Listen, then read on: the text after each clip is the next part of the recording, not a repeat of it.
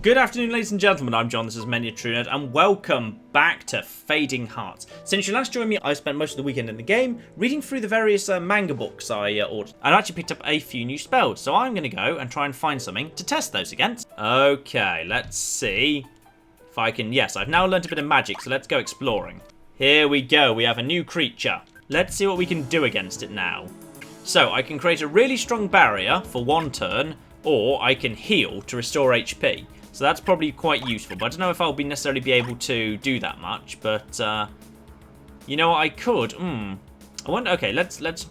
Okay, never mind. Let's just do a double attack to start off with. Yep, 67 points. I'm doing more damage to it because I got my strength up from the last fight.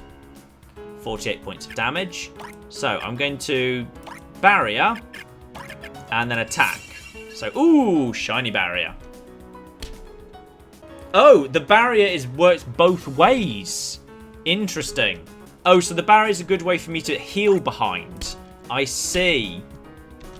I understand now. Yes, I get it. I totally get it. So, how's my magic points hanging? Okay, so I've got loads of magic points. So, now, I can barrier and heal behind it. Yep. I get a barrier. I heal my HP. Completely fills up. Don't know exactly how much that would do, but good stuff. So now I can attack the beast. I'm still, even though I've got these magical powers, I'm still just basically punching it in the face. Great stuff. And it's dead. Let's explore. Let's find another one. Okay, so now's a good chance for me to figure out just how much flipping damage how much damage I can heal off. So, yeah, barrier. It's a total heal. Wow. Okay. And I have leveled up to level 2 again. Oh no, sorry, I leveled up from level 0 to level 1 last time. So now my attack and defense are both up, as is my speed, dexterity, I'm guessing that is. But still no change to my max HP. Oh, I've got 3 actions now. Boom! I'm going to be able to knacker these things now. And up to level 3 for some more attack, more defense, more speed, more everything. You see, I see very little reason now why I can't kind of grind fairly effectively, because I've got my healing. So I can actually barrier and heal everything thanks to those books that I've read. So now I'm doing over 100 points of damage. They are not doing much to me. May as well barrier and heal. And, oh, barrier again, why not? Heal up. Barrier just for fun. I could have gotten an attack first, of course. Silly me. Dead. Aha! I've run into Mystica as well. Ryu, you promised me you wouldn't come back here. Yes, but since then I've learned how to produce magical force fields and I can heal myself, so I'm basically in no risk whatsoever. I'm sorry. Ryu. I can't complete my mission and protect you. I really don't need protecting. I might need to how to learn to throw some more fireballs about, but I don't need to learn how to be protected. I'm totally good at that, actually. Your mission? I am battling the shadows that roam here. Well, so am I. Why don't we team up? Then we could take them all out faster. Absolutely not. Please understand, the monsters here go stronger by the days that go by. Very soon they will be much too much for you. So pretty please, with a cherry on top, stay away from here and let me take care of the baddies, okay? Maybe. Ryu! Don't you have something else important to do? Please, just... What the heck? Before I can blink, Mystica disappears in a flash of light. Where did she go? She's nowhere to be seen. Well, I think that's enough for tonight, I suspect. And I go to bed and fall asleep. And it's intermission time during the tourney of the White Swan. I snuck away from the guards and now I'm wearing a hooded cloak to disguise myself. I enjoy running around the halls of the arena without people knowing who I am. Since it's the finals, there are even more people than usual today. Although now that I think about it, my recent return probably has a lot to do with it too. Even when no one else is here, the arena is a fascinating place to visit. The stone archways and pillars, all intricately hand-carved by the castle's greatest artisans, never cease to amaze me. Constant renovations on the hand-carved gold inlay wooden ornaments fascinate me. Unusually, such a grand structure would have been sculpted by magic, so the fact that this was built entirely by men is astounding. It's pretty old now, but even so, it's still very sturdy. Right now, I think I'll step outside where it's less crowded. The heat of so many people packed into the halls is starting to feel oppressive. I head towards one of the doors in the back and know to be least Jews. When I draw near, I overhear a pair of voices on the other side. So, you really think you can beat me this time, huh? Better pinch yourself, sweetie, because you're dreaming. Ha! That coming from you? You may as well forfeit right now, because it's going to be me standing by the prince and giving that kiss. Sounding like a verbal sparring between two of the magic users in the tournament. I consider leaving, but find myself listening in. You? Don't make me laugh. My grandma's spanking sting worse than your pathetic attacks. Finally, I place the voice. It's one of our champions competing in the finals. I can't recall her name, but I do know that her spells were remarkably powerful. Such misguided bravado. You're all power and no skill. I'll cast circles around you, win the princess heart with my kiss, and become the next queen, for certain. You're a little late on that one. I've kissed him already, and I must say he's awfully cute when he blushes. Since I'm an only child, the girl who marries me will become queen regnant. Is that the only reason they try so hard? Just to become queen? Full of disgust, I turn away from the door and leave them to their petty bickering. As long as I'm the firstborn prince, nothing else matters to anyone, least of all my royal mother and future bride. And there we go, PS up, and my PS is also nearly maxed out. Oh, hello. I went for a cup of tea and I'm having a weird dream for some reason. Erica, good morning. I'm ready for my first task. I smile brightly at my senior co-worker. I hope to learn a lot working with you. Good morning, How are you today? Erica returns my smile. She looks so professional dressed in her lab coat with her hair pulled into a neat bun at the nape of her neck. Are you ready to begin your training? Yes. I tried to hide my excitement, but without much success. Researching magic like this has always been my dream job. Glad to see you're full of energy. Hang on to that if you can. Follow me then. We begin walking briskly down the long, sterile hallways. So let me ask a few questions to break the ice, Erica says, looks at me with a smile. What's your MPR? My magic potential rating? I'm C ranked. What about you? C+. Not much higher than you, it seems. Her voice trails off. She seems a little disappointed. Did you want to participate in the arena battles? I asked gently. But Erica shakes her head. It does seem like it will be fun in a way, but this is my job. Besides, the cutthroat atmosphere is a bit too much for me. I'm more suited to tinkering with things at my own pace. Did you talk to any of the mages who do fight in the arena? I wonder if maybe there was one she used to idolise, or still does. Erica giggles a little. I did when I was a child. She warned that unless I had talent and a burning desire to take it all the way, I should look for another job. Some of them are really amazing, aren't they? It seems that you can reach your fullest potential when you're being pushed like that. It was only an offhand comment, but Erica looks away from me and doesn't respond. But of course, our work is important too, I add quickly. After all, water that never flows eventually stagnates. Erica looks up, startled, before bursting into laughter. With that sort of mentality, you'll be a great researcher. What a strange...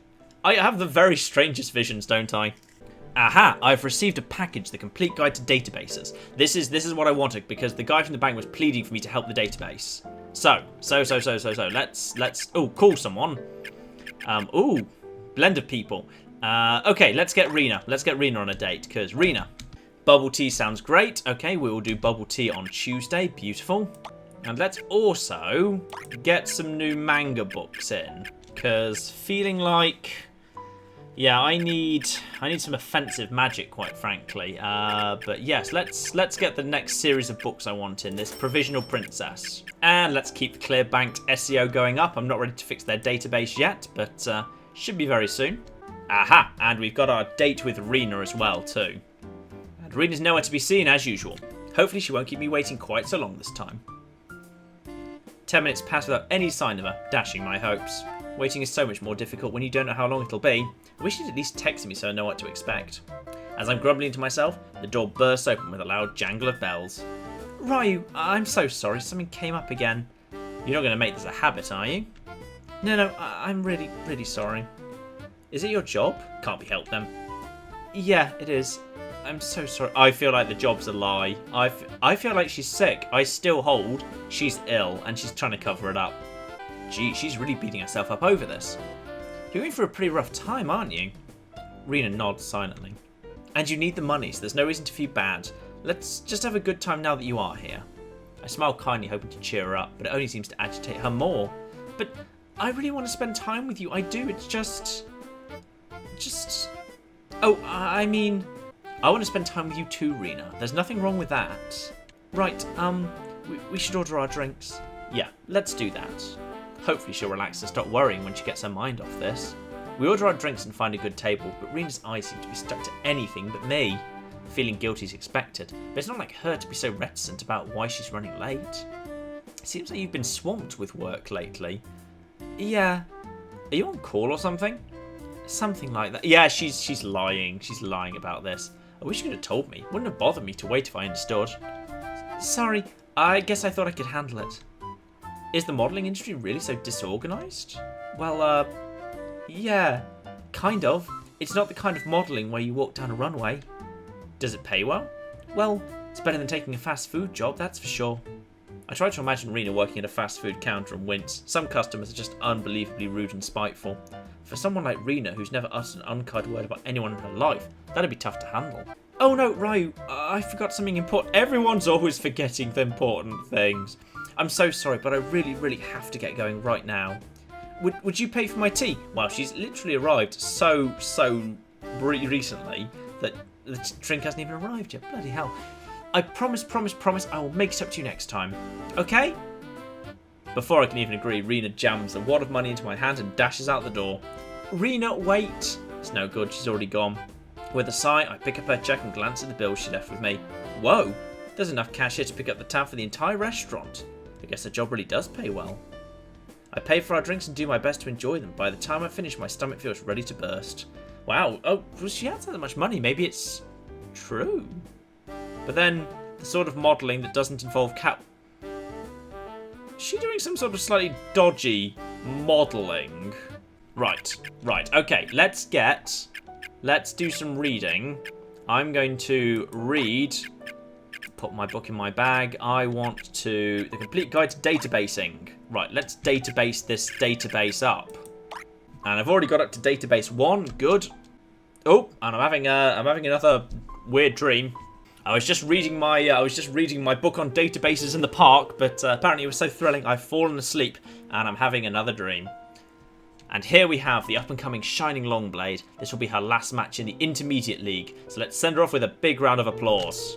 She's the first outsider to make it this far, and she's sure to go farther yet. Let's all keep an eye on this rising star. At last, I'll be joining the Elite Division. I've worked so hard for this, but I can't stop here. I have to keep going. I have to win no matter what.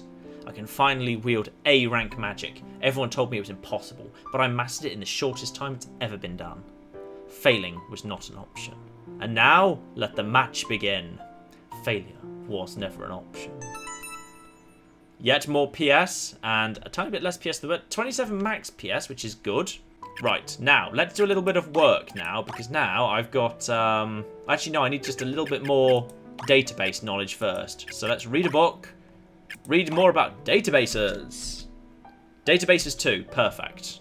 Ah, another day of boring classes, and another glorious lunch break. Ryu! Okay, it's Claire. Claire showed up. Claire walks up to me casually. Hi, Claire, what's up? Not much, I just wanted to talk to you for a bit. Sure, got something on your mind? I was wondering how you were doing with Rena. Not this again, I was getting pretty tired of it, so I feel like messing with her back. It's always Rena this, Rena that with you. What, do you want to watch us make out or something? I grin at her mischievously, but for some reason Claire freezes on the spot. What? No, it's just that... I'm so sorry, Ryu. What the... Oh god, Claire's exploding! Claire looks like she might turn and flee any second now. Even if she didn't realise I was playing with her, there's no reason she should react like this. Right? Claire, what's wrong? You've mysteriously turned the entire world red. What? No, I'm fine. Now, out with it. What's the latest with you and Rena? There's nothing to tell you. Things are the same as they've always been. Oh. A nice girl like Rena shouldn't be kept waiting like this, Ryu. You should ask her out sometime. I'm sure it would mean the world to her. Yes, I know. I did. I want to. She's much more interesting than you. I just don't think that's a good idea. Is there someone else you like? What? I feel my face heating up like a barbecue, and Claire naturally pounces. Oh, let's hear it. So who is it you really like? Sorry, I just can't tell you that. I turn away from her so she can't see the expression on my face. Once upon a time, I liked Claire. I'm still not entirely sure when or how my feelings began to change, but now I found myself being attracted to Rena instead. It's frustrating that we can't be together now, even more so when the cause of that is obviously trying to force things between us. I wish I could tell her she's the problem right now, but I know nothing good will come of it. Out of the corner of my eye, I see Claire's expression change as she pauses. Well, I'll leave you to your lunch then. I still have some work I need to finish. Jeez, this is going to be one of the strangest conversations I've ever had with Claire. But the way she reacted earlier, just what's going on with her? I don't know. Does Rena actually have a weird job I wasn't familiar with? And if she does, and what's the deal with Claire? Oh, I still don't know. Right, I'm going to do some work at home. Oh, blimey, I've received all the manga as well. But let's database the database. The bank needs to be databased up. Oh, look at that. I'll be 2 more sessions of work. I'll be able to have completely fixed the database of the bank, or a little bit anyway. Right, let's go on a date with Claire tomorrow just to see if we can follow it with what just happened with her there. Let's go to the bubble tea shop with Rena. Okay, we're having a date with everyone tomorrow. Excellent. And in the meantime, let's do a bit more work with the computer and fix the bank's database. There we go. That's almost up to strength. And, oh, I just missed getting the bank up to the next level before I got my flipping paycheck for the day. Never mind. So, let's do this date. I arrive at the bubble tea shop at the appointed time, but Claire and Rena, and they're always flipping late, and I bet both of them will run out to do something important together. Plot twist, they're actually having a lesbian relationship, and they're always running out on me because they want to go make out with each other. Yeah, that makes perfect sense. Sigh. Maybe this is one of the signs of the end times. Hey, Ryu. Oh, hey, is Claire with you? No, I haven't seen her yet. Hey there, you two. Hey. Hi, I'm glad to see the two of you. I smile at both of them and reward her with 2 warm smiles in return. Let's order our drinks. Today's my treat. Someone's unusually generous today. You feeling okay, Ryu? Why, yes, it's just, Rena gave me a giant pile of money, so basically I'm just spending her money. Yay, thanks, Ryu. Don't thank me, it's yours. We order our drinks and find a table. I really miss hanging out together like this. It's such a shame we're all so busy with school. I know that much isn't true for Rena, but I promised I wouldn't tell anyone she has a part-time modelling job now.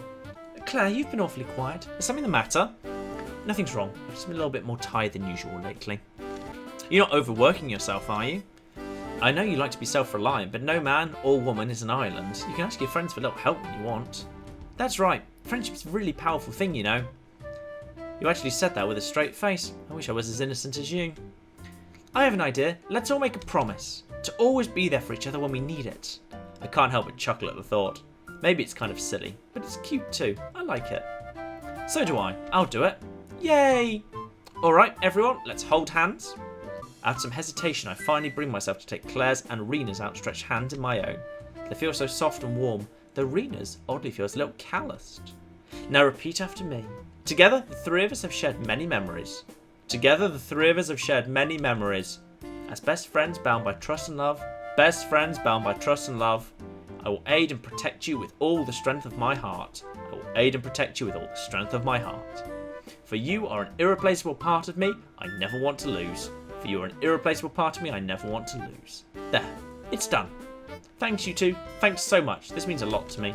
We all let go of each other, and I can't help but feel I just took part in some sort of bizarre summoning ritual. Still, I guess that wasn't too bad. I can still feel the gentle warmth from Rena's and Claire's hands. That was actually kind of fun. I wonder how long things will stay like this, all of us hanging out and talking over bubble tea and just having fun. Claire, did you forget our promise that fast? Even if we're separated in the future, we'll still be there for each other. You're right, Rena. I laugh a little and shake my head. I sure hope all the hand-holding wasn't just for show. We chat amiably a while longer before parting ways. Alright, back to my room for the evening, and now let's get the database for the bank fixed. They asked me to do it for them, and oh, blood! Ugh, look at that. So damn close. And I'm having a dream of my being a magic user again. I sit alone in my personal training grounds located in the wooded mountains surrounding the castle. As much as I relish each visit, I always feel guilty for having asked for it to be built for me. But to be honest, I needed a retreat of some sort, a place to be myself, for myself, and absolutely alone. Being the centre of attention all the time is really demanding, and I can never hear myself think. But here, I can relax and sort out my feelings. Because I wanted it solely for my own use, I asked for as little as possible. There's only a large stone platform here with a tiny house, built like those in the Outer Realm. It makes me feel like I've stepped into an entirely different world when I come here. Everyone calls this place the Prince's Stage. As for how it got that name, I snuck away from my retinue once to visit the village nearest here. As I was passing through, I was struck by a pale girl in a white dress complaining of boredom. I felt bad for her and gave up giving the town permission to use my platform as a festival ground. The day I made the proclamation also became a holiday called the Prince's Festival, held on the Prince's Stage. I also had some training grounds constructed there for the girls of the village to practice. It wasn't hard. All I did was announce that I wanted them built. My royal mother was overjoyed with the idea and smiled at me for days on end. It made a lot of other people happy too. Come to think of it, that's probably what gave me the idea to turn my personal sanctuary into my own training ground. But today, I'm reading a book in the shade of a tree near the platform. It's a rare and difficult volume, written in a foreign language from the outer world. Whether the stories are real or not, the strange ways of the people there are fascinating. Suddenly, faint voices in the bushes nearby roused me from my thoughts. I am so sick and tired of you getting in my way. Ha! I could say the same thing about you. These voices sound awfully familiar. That's right, it's the same two girls I overheard at the last tournament. Alright, fine. Let's have a duel to settle this once and for all. Right here, right now. The guards won't hear anything from this distance, and the prince is nowhere nearby. How dare you. Very wrong. You could have had this literally anywhere else but here. So the loser gets left behind to be found by the guards and thrown into prison? Works for me. I hear the grim sounds of staves being readied for combat. Wait! Astonishingly, one of the girls speaks up in a trembling voice. Can we make a deal, please? I really have to win the next tournament. I have to. If I don't, my parents will... They'll... And I just can't go through that again. They'll starve me to death one of these days. I just know it. Starve her? The idea of a parent deliberately withholding food over a tournament loss is so ridiculous I can't even wrap my head around it at first. Gritting my teeth, I strain my ears even harder not to miss a single detail. You see, my parents, they really want me to win more than anything. When I don't perform well, I don't get to eat. And it gets worse every time.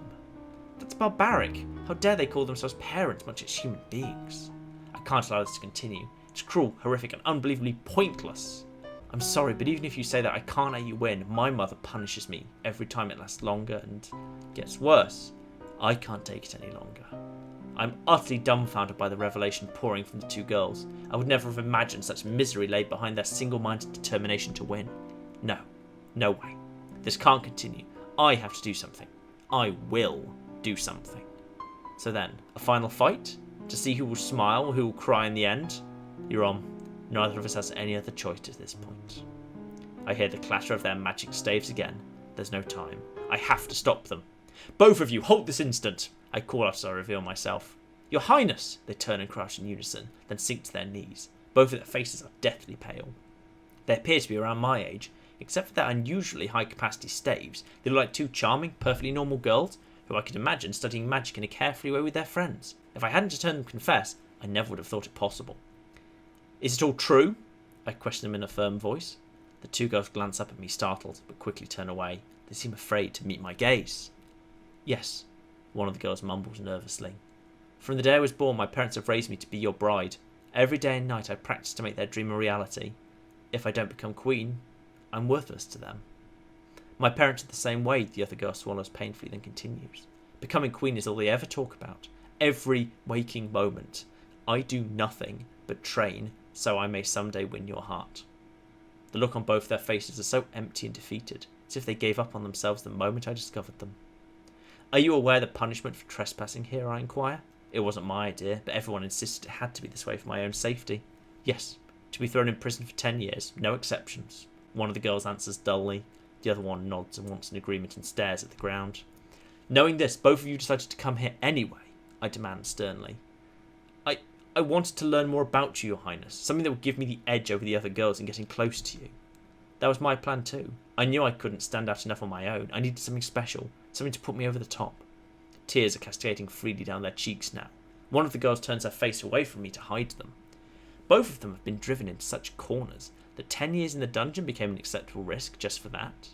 So you came here solely because you were afraid of being punished, and for no other reason, I ask. It is exactly as you say, Your Highness, one of the girls replies. Yes, Your Highness, though it no longer matters, seeing as we will both spend the next 10 years in the dungeon.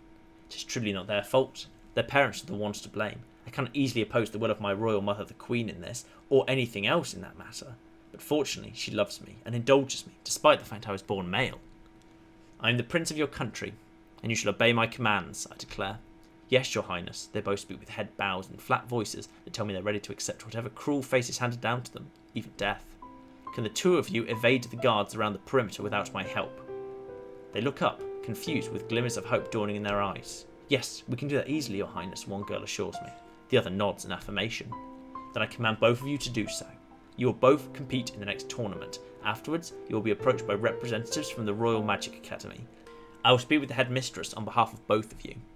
The Royal Magic Academy? One of them squeaks in disbelief. But that's the most prestigious academy there is. They only accept the best of the best. One could become a royal guard, an artisan, or, well, anything. Any of the elite magical careers would be possible.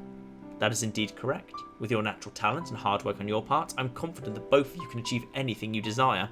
As your prince, I command you choose the career path that will make you the happiest. Don't become a royal guard for any other reason, I add hastily as an afterthought. It will be necessary to live in the academy dorms, however. I smile at them innocently. Living away from your parents is a sacrifice you make for such an education, you see.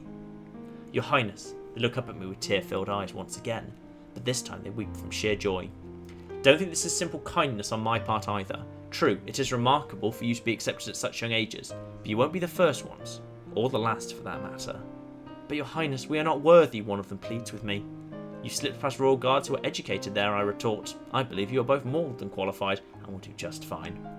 The other girl bites her lip. Your Highness, you truly are a person deserving of that title. Oh, but I did nothing, I remark casually. You never met me here, and your acceptance into the Royal Magic Academy will truly be entirely on your own merits. The two girls nod their comprehension. Now, for my last order, I command you both to live your lives to the fullest. Therefore, you will now stop crying and start smiling instead. They drop their staves on the grass and rush up to me. Before I realise what's happened, they've both thrown their arms around me and buried their faces in my chest, sobbing hysterically. Technically, it's a massive breach of protocol, but they've both been living such hard lives, and I know they can't help it. It's the only way they can express their feelings about the last bit of happiness I've given them. I'm sorry, Your Highness. I just can't stop crying. Thank you. Thank you so much. I have the weirdest damn dreams. A weirdest dream of being this prince. Yeah, it's very unusual. Okay, I think we've already got to April the 1st. I think that is enough for the time being. That's plenty enough for this part, so I will stop this right there. But I'll pick up with this at some point very, very soon indeed. I honestly don't know how long this is going to go on. I was told this was a damn short game. It's not. It's actually, well, it's not a long game either, potentially, but it's longer than I was expecting. So this is going to be probably a couple more parts yet, but hopefully we'll finish this off pretty soon. But yes, there we are. We are getting there very quickly. In the meantime, I've been John. This has been Many a True Nerd, and this has been the still utterly baffling Fading Heart. Thank you very, very much, and goodbye. Haha, I'm a genius at time. Oh, okay, this escalated quickly. I'd like to fly your drone. So good about a butterfly in a bucket. What does that tell you about the human condition? Are we the butterfly and is capitalism the bucket? What happens if you go right to the back in time? The very beginning of time. Oh, you literally just burn the universe.